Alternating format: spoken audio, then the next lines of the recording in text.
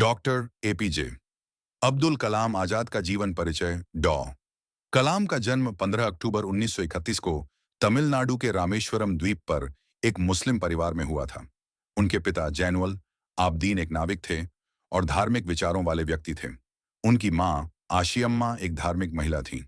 परिवार की आर्थिक स्थिति कमजोर थी। उनके पिता अकेले ही नाव चलाकर अपने परिवार का पेट पालते थे। इसलिए अब्दुल कलाम ने अपने पिता की मदद करने के लिए बचपन में ही अखबार बेचकर घर की मदद की। वह पढ़ाई करते और उसके बाद जो समय मिलता उसमें अखबार बेचते थे। डॉ कलाम पढ़ाई में अत्यंत मेधावी थे। उन्होंने अपनी प्रारंभिक शिक्षा रामेश्वरम से पूरी की। आगे की पढ़ाई के लिए वे तिरुचिरापल्ली गए, जहां उन्होंने सेंट जोसेफ कॉलेज से भौतिकी में स्नातक किया। इसके बाद मद्रास इंस्टीट्यूट ऑफ टेक्नोलॉजी से एरोनॉटिकल इंजीनियरिंग में डिग्री प्राप्त की। अपनी शिक्षा पूरी करने के बाद डॉ कलाम ने भारतीय रक्षा अनुसंधान एवं विकास संगठन डीआरडीओ में काम करना शुरू किया। इसके बाद वे इसरो से जुड़े, जहां उन्होंने भारत के पहले स्वदेशी उपग्रह प्रक्षेपण यान SLV-3 को सफलतापूर्वक विकसित किया। 1979 में रोहिणी उपग्रह को अंतरिक्ष में भेजा गया, जो भारत के अंतरिक्ष इतिहास की बड़ी उपलब्धि थी। वे भारत के मिसाइल कार्यक्रम के प्रमुख रहे।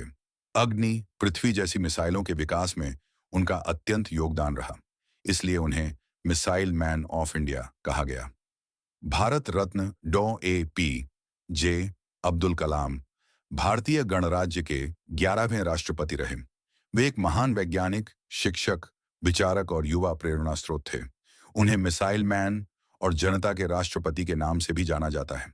परमाणु परीक्षण 1978 में पोखरण में भारत के द्वितीय परमाणु परीक्षण में डॉ कलाम की अहम भूमिका रही। इस परीक्षण ने भारत को परमाणु शक्ति संपन्न राष्ट्र के रूप में विश्व में प्रतिष्ठा दिलाई।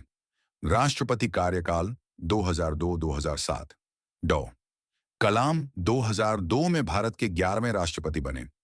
वे भारत के ऐसे राष्ट्रपति रहे जिन्होंने न केवल विज्ञान और तकनीक से देश को जोड़ा, बल्कि युवाओं को देशभक्ति और कर्तव्य बोध के लिए प्रेरित किया।